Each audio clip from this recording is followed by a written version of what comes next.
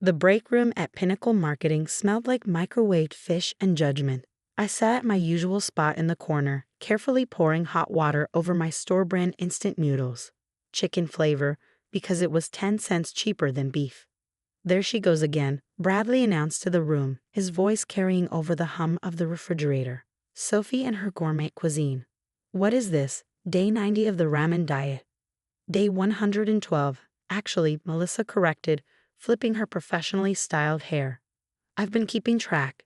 It's like watching a social experiment in real time.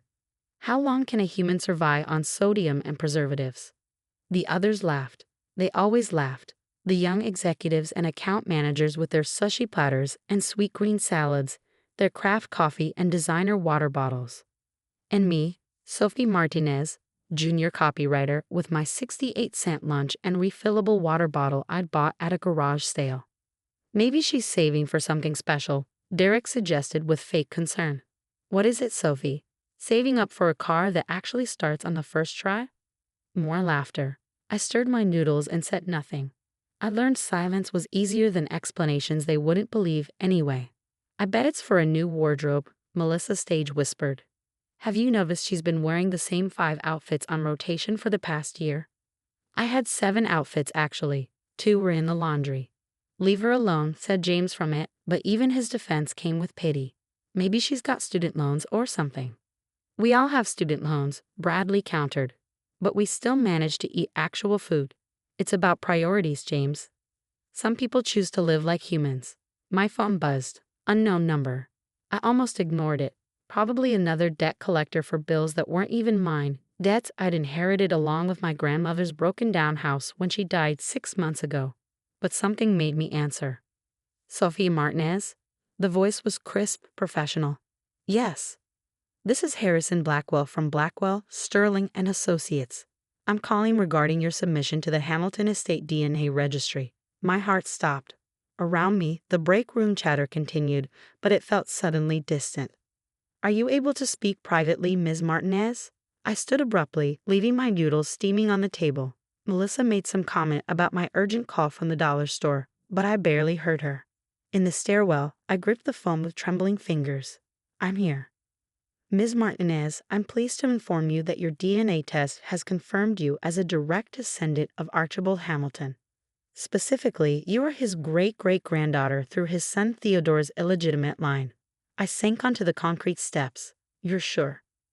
"Quite certain. We've run the test 3 times.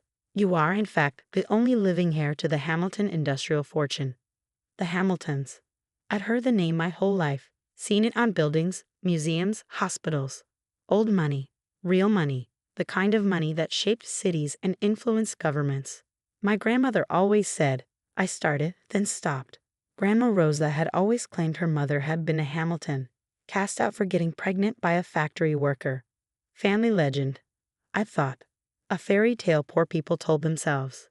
Your great-great-grandmother, Elena Hamilton, the lawyer confirmed.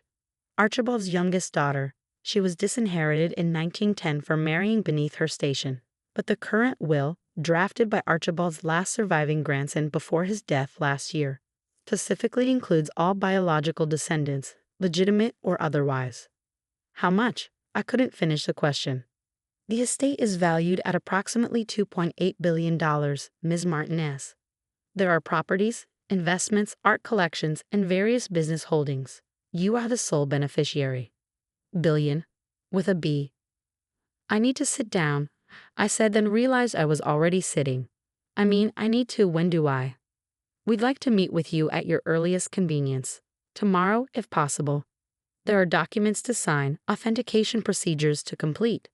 I should warn you, once this becomes public, your life will change dramatically.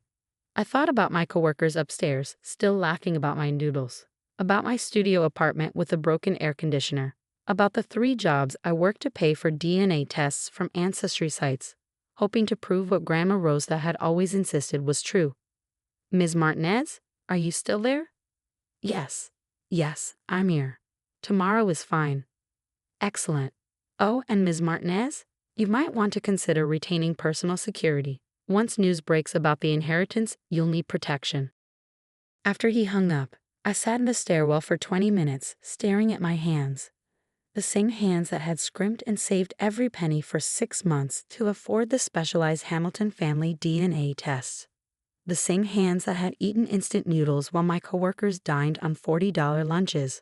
When I finally returned to the break room, my noodles had congealed into a sad, cold lump. "Important call," Bradley asked sarcastically. "Let me guess. The ramen company wants to sponsor you." "Something like that," I said quietly, dumping the noodles in the trash. "Whoa, wasting food now." Melissa gasped in mock horror.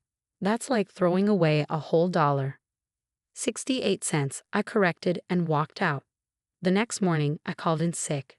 Bradley would make jokes about ramen poisoning. Melissa would speculate about whether I could afford to miss a day's pay. Let them.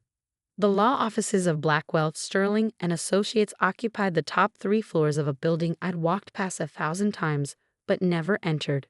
The elevator alone was nicer than my apartment. Harrison Blackwell looked exactly like I'd pictured.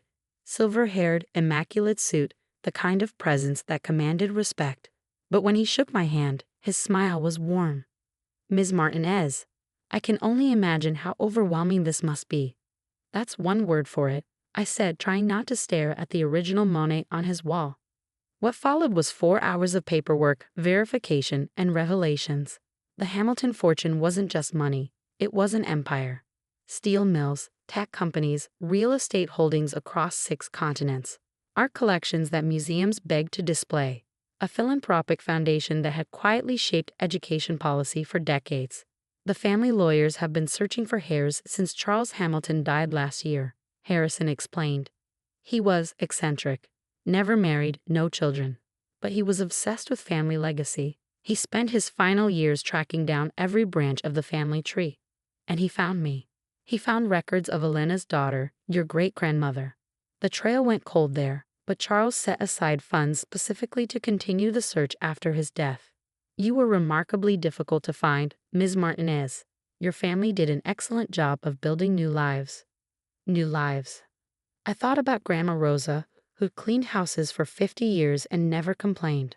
About my mother, who died when I was 10, leaving me with nothing but stories about a legacy no one believed. "There is one condition," Harrison continued, sliding a document across the desk. Charles was very specific. "The heir must undergo a character assessment period." "A what?" "Essentially, a review of your past 5 years. Financial records, employment history, personal conduct." Charles wanted to ensure the fortune went to someone who understood the value of money, not just the spending of it. I almost laughed. So he wanted to make sure his heir wasn't a spoiled rich kid. In so many words, yes. "The assessment will take about a week. During that time, we'll need to review your records." "I hope that's acceptable." Acceptable.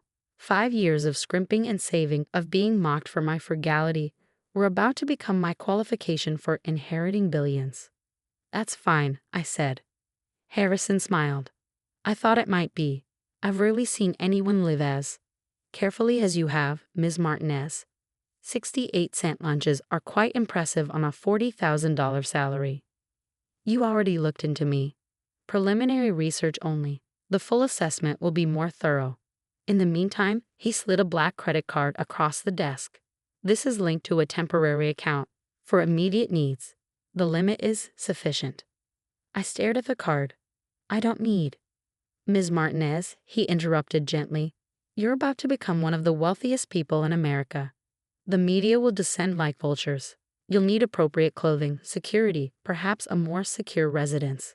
Consider it in advance on your inheritance." That night, I sat in my studio apartment, the black card on my coffee table like a dangerous artifact. I could buy anything, everything. The designer clothes Melissa worshipped. The luxury car Bradley bragged about. Dinner at restaurants where appetizers cost more than my weekly grocery budget. Instead, I ordered Chinese food, still cheaper than those sweet green salads, and made a list. The next morning, I did buy a car.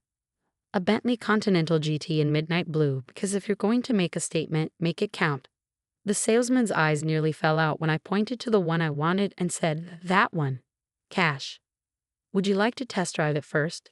he stammered. "No need. I'll take it now." 3 hours later, paperwork takes time, even for cash purchases, I drove to Pinnacle Marketing. I was 2 hours late, but somehow, I didn't think anyone would fire me today. The parking garage attendant did a double take when I pulled in. "Nice rental," he said. "It's not a rental," I replied, finding my usual spot between Bradley's BMW and Melissa's Audi. My Bentley made them look like Hot Wheels. I walked through the lobby with my usual clothes. Jeans, a simple blouse, flats from Target. But something was different. Maybe it was the way I carried myself, or maybe it was the Hermes bag I'd bought to carry my instant noodles in. Either way, people noticed. The elevator ride felt longer than usual. When the doors opened on the marketing floor, I could hear the usual chatter from the break room. It was 11:47. Lunchtime. I walked in to find the usual crowd. Bradley was holding court, describing his weekend trip to some vineyard. Melissa was showing off her new designer shoes. Derek was complaining about his mortgage. They fell silent when they saw me. Well, Bradley recovered first. Look who decided to grace us with her presence. Rough night, Sophie. Had to save up for the gas to get here. I set my Hermes bag on the counter and pulled out a cup of instant noodles. The same brand. The same chicken flavor. "Actually," I said calmly, filling my cup with hot water, "I had to stop by the Bentley dealership. Buying a car takes longer than you'd think." Melissa laughed. "Right. Sophie bought a Bentley, and I bought a yacht." "A yacht sounds nice," I mused. "I should look into that." The lawyers mentioned something about a maritime portfolio. "Lawyers?" Derek's voice cracked slightly. I stirred my noodles, letting the silence stretch. Then I pulled out my phone and showed them the photo I'd taken with the car, the dealership's congratulations banner visible in the background. "That's—" Bradley's mouth opened and closed like a fish. "A Continental GT, I supplied helpfully. The speed model. It was between that and the Mulsanne, but I thought the GT was more practical for city driving." "This is a joke," Melissa decided. "You rented it. For what? To impress us? That's really sad, Sophie." I shrugged and pulled up my banking app, showing a balance that had more zeros than phone numbers. "You're right. It is sad. Sad that I've sat here for 2 years, listening to you mock me for saving money. Sad that you equated someone's worth with their lunch choices." "How?" Derek whispered. "Turns out those family stories about being related to the Hamiltons weren't just stories," I said. DNA test confirmed it last week. I'm the sole heir to the Hamilton fortune, all 2.8 billion of it. The cup of noodles in Bradley's hand trembled. "Billion. With a B," I confirmed, taking a sip of my cheap noodle broth. "You know what the lawyers found during the character assessment? 5 years of financial records showing someone who understood the value of every dollar. Someone who chose instant noodles over impressing coworkers. Someone who knew that real wealth isn't about what you spend, but what you save." "We were just joking around," Melissa said weakly. "We didn't mean—" "Yes, you did," I interrupted. "Every laugh, every snide comment, every time you made me feel small for not wasting money on overpriced salads. You meant all of it." I picked up my noodles and my Hermes bag. "But here's the thing, I'm still going to eat these noodles. Because they remind me of where I came from. Of my grandmother, who believed in a legacy everyone said was impossible. Of every sacrifice that led to this moment." "Sophie, wait," Bradley called as I headed for the door. Are you quitting?" I paused. "Why would I quit? I like my job. I'm good at it. Although," I smiled, "I might buy the company. It could use some leadership that values people for their work, not their lunch choices." The break room was silent as I left. I could imagine them Googling the Hamilton fortune, doing the math, realizing that the woman they'd mocked for eating 68-cent noodles could buy their entire lives without blinking. My phone rang as I reached my desk. Harrison Blackwell. "Ms. Martinez, I hope you're being careful with the news. These situations can be delicate." "I just told my coworkers," I admitted. "And?" "They're processing." He chuckled. "I imagine they are. On another note, the authentication is complete. The full inheritance is yours. Congratulations, Ms. Martinez. You are officially one of the wealthiest people in America." I looked around the office, at my small desk, my ancient computer, the motivational posters on the walls. "Thank you, Mr. Blackwell." "What will you do first?" he asked. "Most heirs go on spending sprees. Travel, parties." I thought about it. First, I'm going to finish eating my noodles.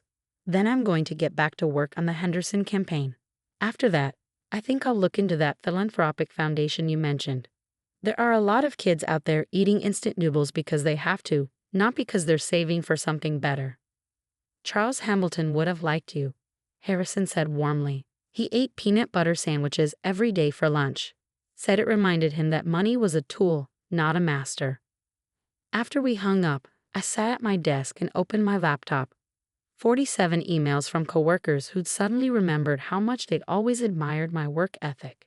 16 LinkedIn requests from people who'd never spoken to me.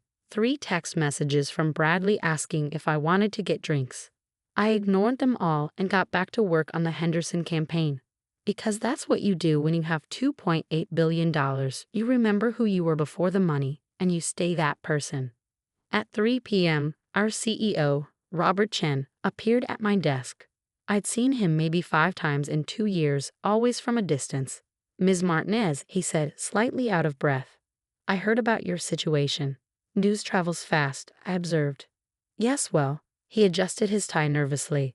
"I wanted to personally welcome you to reassure you that your position here that is, we value your contributions and—" "Mr. Chen," I interrupted. "Relax. I'm not buying the company today." "Today?" He paled. "Maybe next week.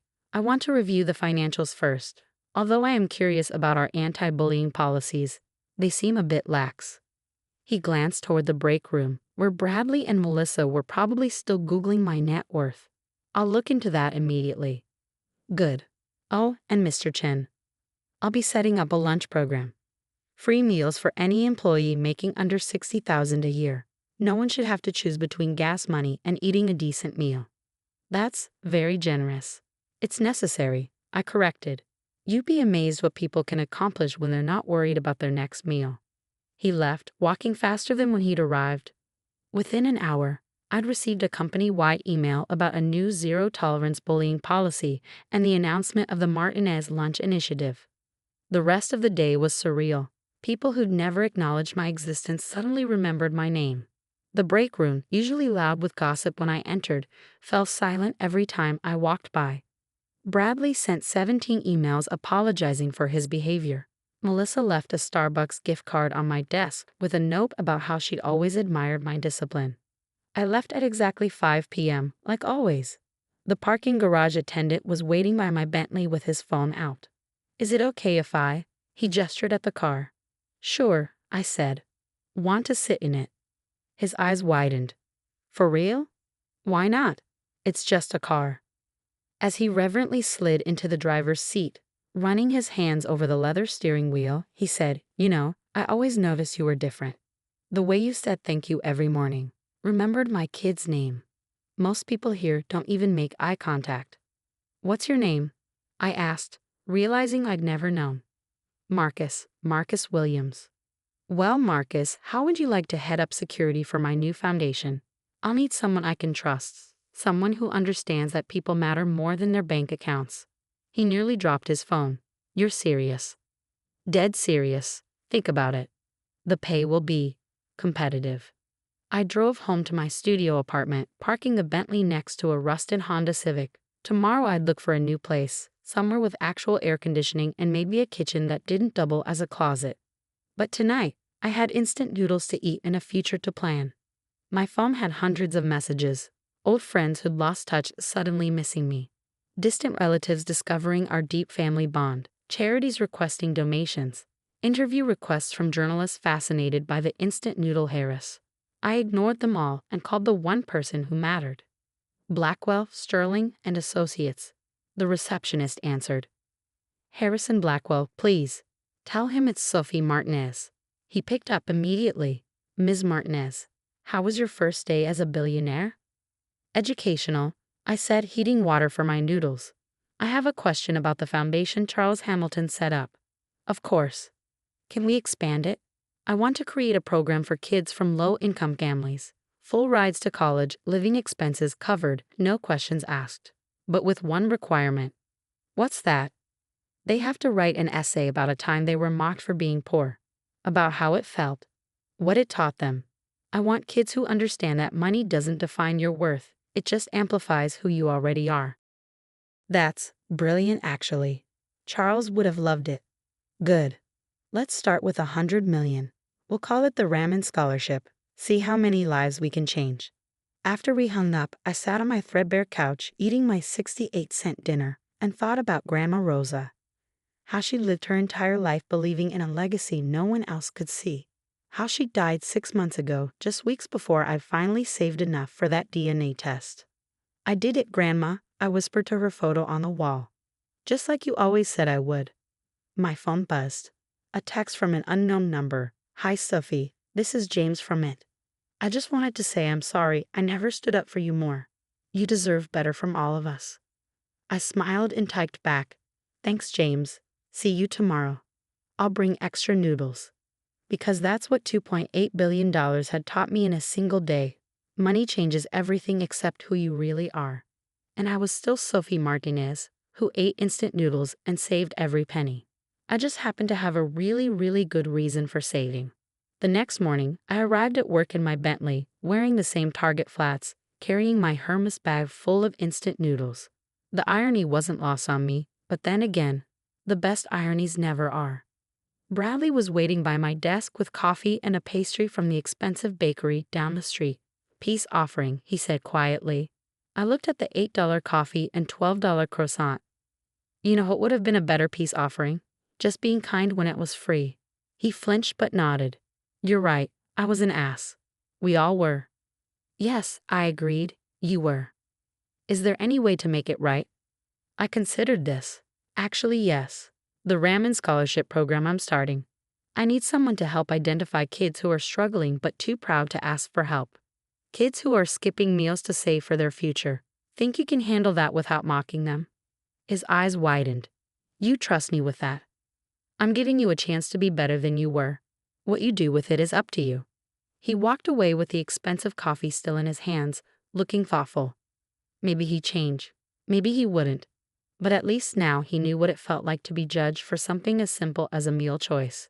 By noon, news had broken.